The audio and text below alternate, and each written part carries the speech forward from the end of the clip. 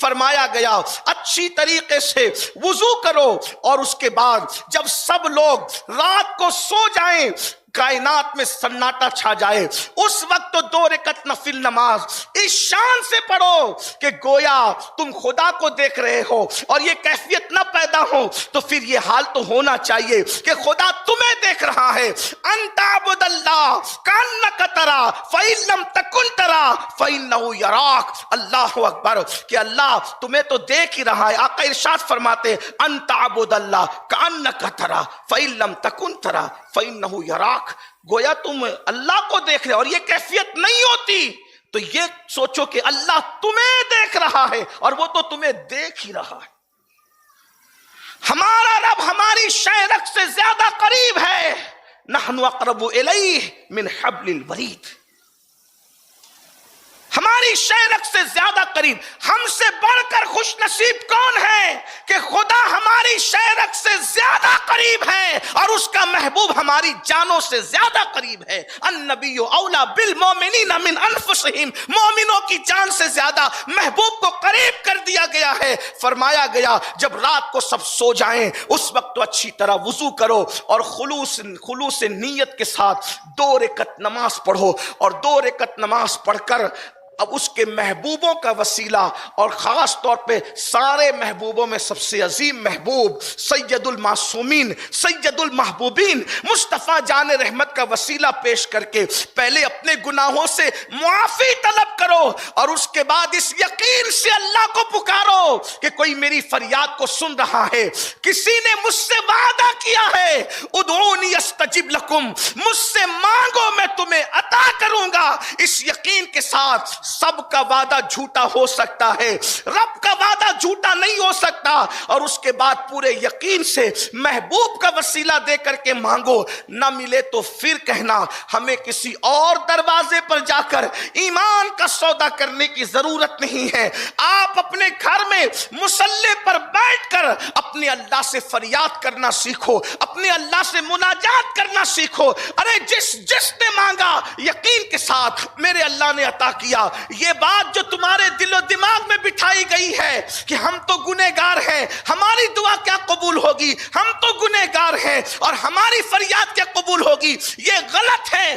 دعا کی قبولیت کے لیے نیک ہونے کی ضرورت نہیں ہے، دعا کی قبولیت کے لیے اللہ پر یقین ہونے کی ضرورت ہے۔ جو یقین سے مانگتے ہیں اللہ انہیں ضرور عطا کرتا ہے۔ اگر گھر میں نا اتفاقی ہے، ہمیں کسی منتر جنتر کی ضرورت نہیں، اپنے اللہ سے دعا کرو۔ وہ اللہ ہے جو اللہ اکبر ایک ننھے سے بیج کو جو مردہ ہے، نہ چل سکتا ہے، نہ بول سکتا ہے، نہ سانس لے سکتا ہے، ایک ننھے سے بیج کو زمین میں دفن ہونے کے بعد اتنی طاقت عطا کرتا ہے کہ وہ زمین کو پھاڑ کر کے کوپل کی شکل میں نکلتا ہے۔ جو بیج کو اتنی طاقت دیتا ہو، کیا وہ ہمارے درمیان محبتوں کے بیج نہیں بو سکتا؟ کیا وہ ہمارے درمیان محبتوں کی بہاریں نہیں لا سکتا؟ اور کائنات میں محبتیں کس کی وجہ سے ہے؟ اسی کی مرضی سے ہے۔ اگر وہ چاہے تو ماں اور بچے میں محبت پیدا کر دے، اور وہ نہ چاہیں تو جنم دینے کے بعد بچے کو ماں ہاسپٹل میں پھینک کر کے بھاگ جاتی ہے۔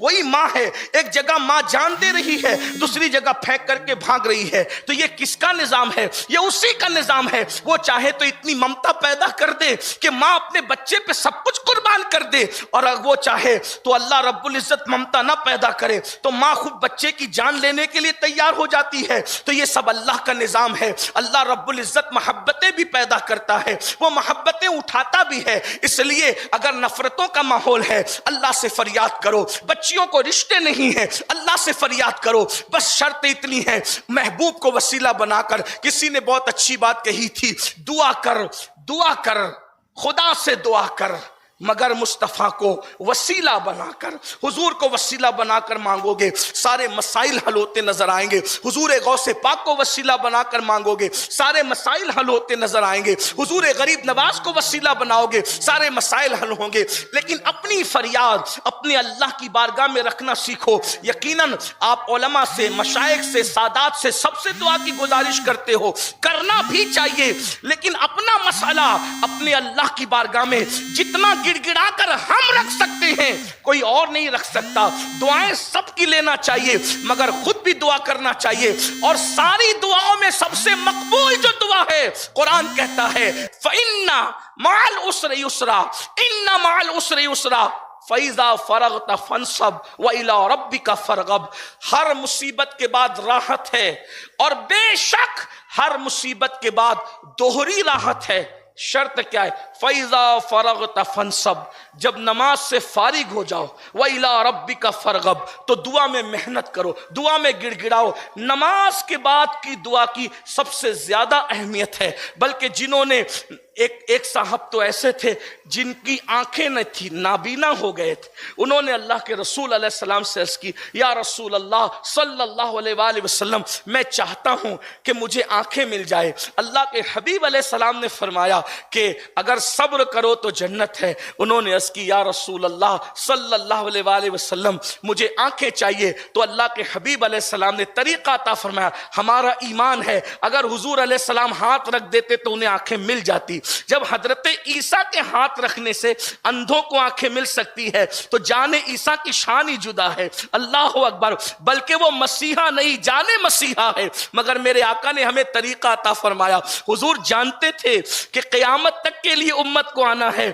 सबके लिए तो दस्ते मुस्तफ़ा नसीब न होगा। तो हुजूर अलैहि सलाम ने कानून अता फरमा दिया, फरमाया अच्छी तरह से वुजू कर, और वुजू करने के बाद 2 रकत नफल पढ़, और उसके बाद फिर हुजूर ने अपने वसीले से दुआ करने का हुक्म दिया। मेरे आका फरमाते यूं अल्लाह को पुकार, अल्लाहुम्मा इन्नी अस्अलुका व अतवज्जहु इलैका बिनबिय्यिका सय्यदना मुहम्मद सल्लल्लाहु अलैहि वसल्लम नबिय्यिर रहमा, या रसूल अल्लाह इन्नी तवज्जहतु इला रब्बिका फी हाज़ी हाजती लितुक़दा ली।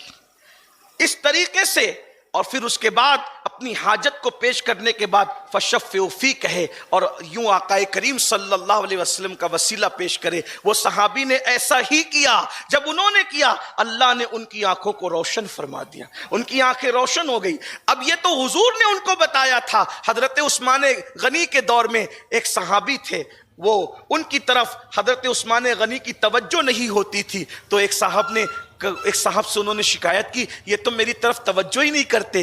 तो उन्होंने यही दुआ और यही नमाज उनको सिखाई कि नमाज पढ़ के यूं दुआ करो। उन्होंने जैसे ही जो है इस तरह से किया, हजरत सैयदना उस्मान गनी उनकी तरफ मुतवज्जे हुए। तो ये अल्लाह की बारगाह की तरफ आओ। अल्लाह रब्बुल इज्जत से जो हम दूर हो गए, अल्लाह हमसे करीब है, हमें अल्लाह से करीब आने की जरूरत है। हुजूर हमसे करीब है, हमें हुजूर से करीब होने की जरूरत है। और याद रखना, इस्लाम तो फिर हमें बहुत बुलंदी पर ले जाता है। तो अपने मसाइल को अल्लाह की बारगाह में रखने की कोशिश करो।